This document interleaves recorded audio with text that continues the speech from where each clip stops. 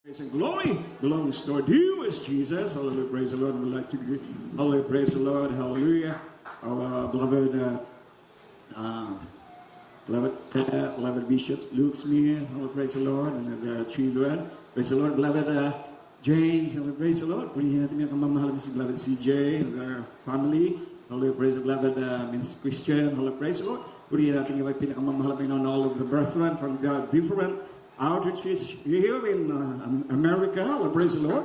Hallelujah. Purihin natin ang pinakamamahal na Panginoon at mga minamahal. I would like to call beloved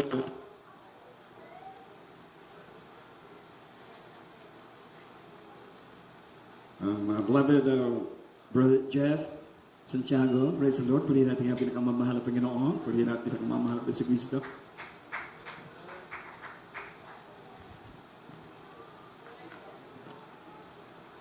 Praise the Lord. Highest praise, glory, and honor to our loving Savior, Jesus Christ. We remember in Christ, we bless, preaching and teaching of our dearly beloved parents in the Lord.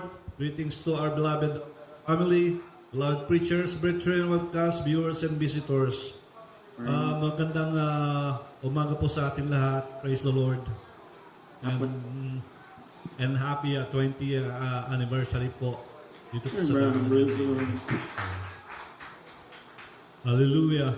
Ako po nagpapasalamat po sa ating pinakamamahal na Panginoon at talagang napakabuti po niya. Talagang dinala po kami dito sa gawain po natin dito po sa dako po ng LA. Ako po nagpapasalamat. Thank you so much po. And also I would like to greet our beloved Minister Luke Smith and kanyang beloved wife and sa kanyang beloved children, beloved Christine, beloved James Almeida, and sa lahat po sa inyong lahat. Amen. Praise the Lord. Amen. Hallelujah. Ako po ay nagpapasalamat. Talagang sobra-sobra mga minamahal. Talagang ang Diyos ay napakabuti. Ako po ay hindi karapat-dapat dito po sa inyong harapan. Pero ako po ay tinawag po ng ating pinakamamahal na Panginoon. Hallelujah. Maraming salamat at binago po niya ang aking buhay, mga minamahal. Amen. Ako po'y, bago po ako nakakilala sa ating pinakamamahal na Panginoon ako po ay nightlife lover, mga minamahal. Talagang nandyan, I have a lot of friends, mga minamahal. So, ang nangyari, mga minamahal, talagang sobra. Talagang ang dami kong mga kaibigan because the nature of my work, mga minamahal, I go all over the place, especially in Manila, Philippines. Talagang I assign lahat po ng court. Napakabuti ang ating pinakamamahal na Panginoon. Even though that was before, hindi pa po ako baptized sa ating pinakamamahal na Panginoon. But talagang inaalagaan po ako ng ating pinakamamahal na Panginoon. Praise the Lord. Praise the Lord. And alam po nyo, way back for past 3 years or 4 years, mga minamahal, gusto ko lang po i-share, mga minamahal, talagang my beloved wife, siya po ay na-diagnose po siya ng cancer, mga minamahal. And I believe those years, mga minamahal, talagang every time na anniversary po dito sa dako po ng LA, gustong-gusto po niyang umattend. Talagang sabi ko sa kanya, bahala na kung anong kalooban ng ating pinakamamahal na Panginoon. And alam po niyo, mga minamahal, talagang after that moment, mga minamahal, ay binigyan po siya in-extend po siya ng ating pinakamamahal na Panginoon ng almost 5 years ang kanyang buhay. Amen. Hallelujah. Amen. Praise the Lord. Hallelujah. And alam po niyo, mga minamahal, and talagang yung case na yon, talagang patong-patong, mga minamahal. So even though in myself, mga minamahal, ay ang sarili ko po ay nakalimutan ko na rin, mga minamahal. I lost my mind, mga minamahal. Talagang when my wife passed away, I don't know where I go. Alam po niyo, mga minamahal, I'm driving on the freeway. I'm hitting like 70 miles per hour, mga minamahal. And alam po niyo, mga minamahal, na stroke po ako, mga minamahal. while I'm driving on the freeway, I'm on the fast lane. And nung ako po'y na-stroke mga minamahal, kinas out ko po mga minamahal. Sabi ko, mahal na Panginoon, ikaw nang bahala sa akin. Alam po yung mga minamahal, talagang I'm on the freeway. Unti-unti ko pong, yung kamay ko po mga minamahal, nahila ko na lang po toward on the right side. Sabi ko, praise the Lord. Napakabuti po ang ating pinakamamahal Amen. na Praise the Panginoon. Lord. Hallelujah. And alam po nyo mga minamahal, nag-stay po ako ron, and then I keep on praying. Sabi ko, mahal na Panginoon, kayo na po ang bahala sa akin. And like 45 minutes, and in-start ko po yung kotse ko, and I start again, and then I drive it. I drive again going home. Napakabuti po ang ating pinakamamahal na Panginoon. Hallelujah. Hallelujah. And ayun nga po, mga minamahal, akala ko hanggang yun na yung sabi ko, this is it, sabi ko. Alam po nyo mga minamahal, my beloved wife before, and siya ay kailangan po niya mga minamahal ay ma-check up mga minamahal. Nung nandun po kami sa hospital mga minamahal, kailangan po niyang ma-check up dahil po yung kanyang karamdaman para malaman kung ano po yung kailangan nating i-cast out mga minamahal. Alam po niyo mga minamahal, nasa first floor po kami. Alam po niyo na stroke po ako doon sa first floor mga minamahal. But toward going po kami ng 8th floor. Alam po niyo mga minamahal, napakabuti po ang ating pinakamamahal na Panginoon. Sabi ko, praise the Lord, mahal na Panginoon, ikaw nang bahala sa akin. Alam po niyo mga minamahal, nung pagbukas po ng pintuan ng elevator mga minamahal, alam po niyo, cardiologist mga minamahal. Talagang ang mahal na Panginoon, talagang siya po ang nagpo-provide po ng lahat. Talagang, praise the Lord, ako po ay nagpapasalamat sa ating pinakamamahal na Panginoon. Easy, smooth. Alam po yung mga minamahal, nandyan nung paglabas ko, dinala po nila ako sa hospital. Nasa hospital na po ako mga minamahal at dinala po nila ako sa kabilang hospital. Napakabuti po ang ating pinakamamahal na Panginoon. Hallelujah. Pananampalataya ka sa ating pinakamamahal na Panginoon, talagang sobra-sobra ang kanyang ibibigay sa iyo. That's right. Hallelujah. And after that, mga minamahal, ako po ay talagang nakasurvive ako mga minamahal yung sa sitwasyon na yon.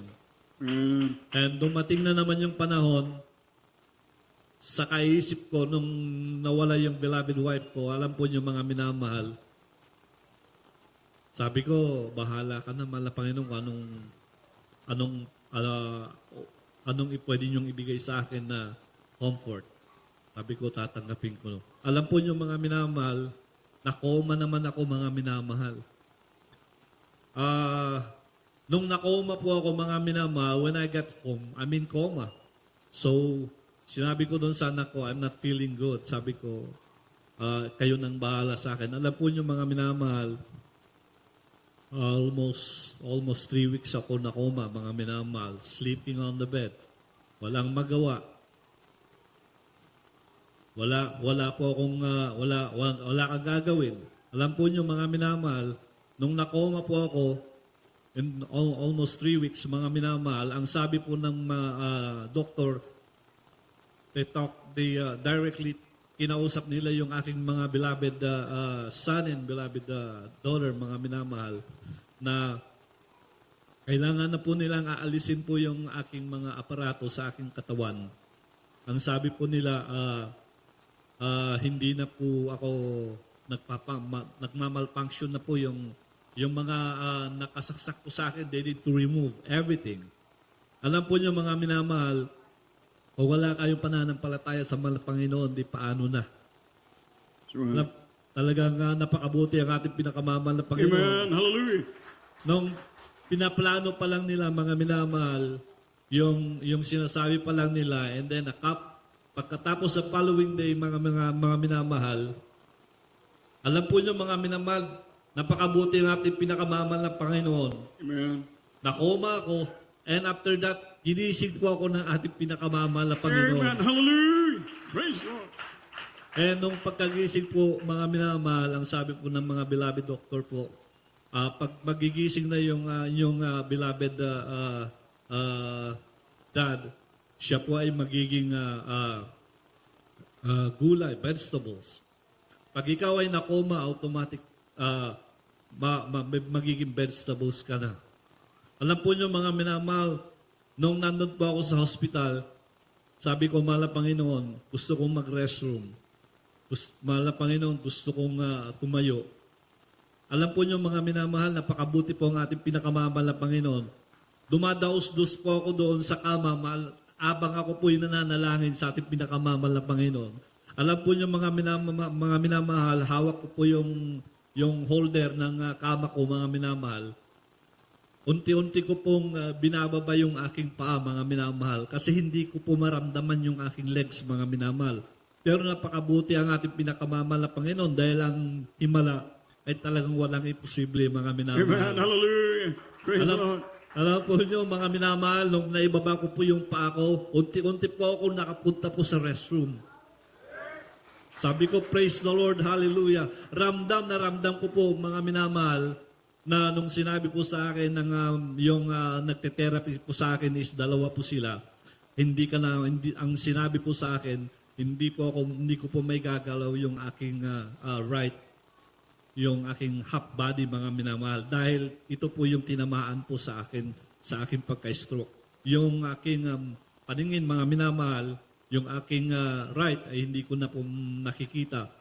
Pero on the street, sabi ko, sa diretso, nakikita ko. Sabi ko, napakabuti pa rin ang ating Amen. Hallelujah. Praise the Lord.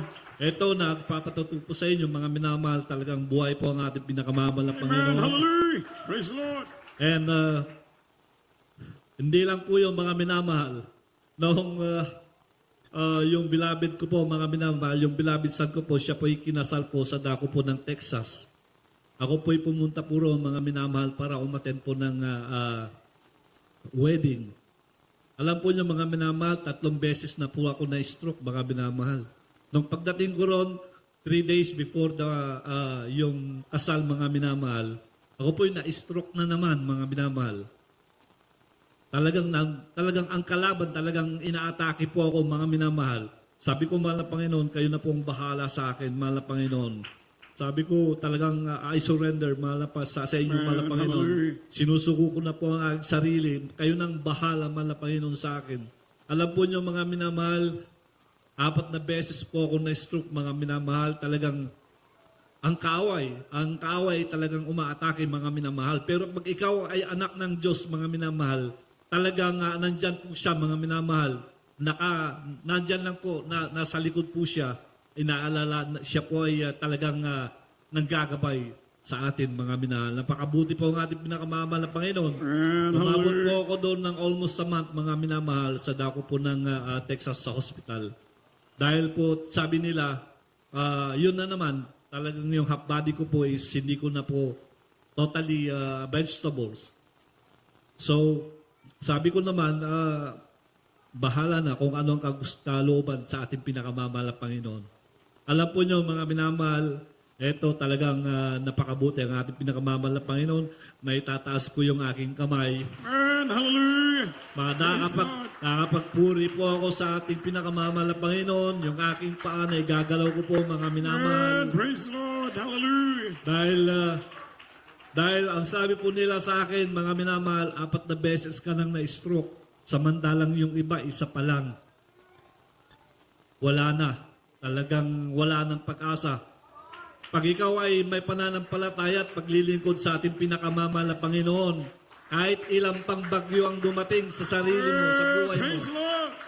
talagang ang mahal na Panginoon, ikaw ay kanyang gagabayan.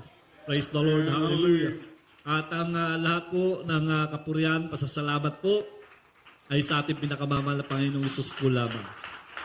Amen. Praise the Lord. I was directing our beloved Brother Jeff Santiago for the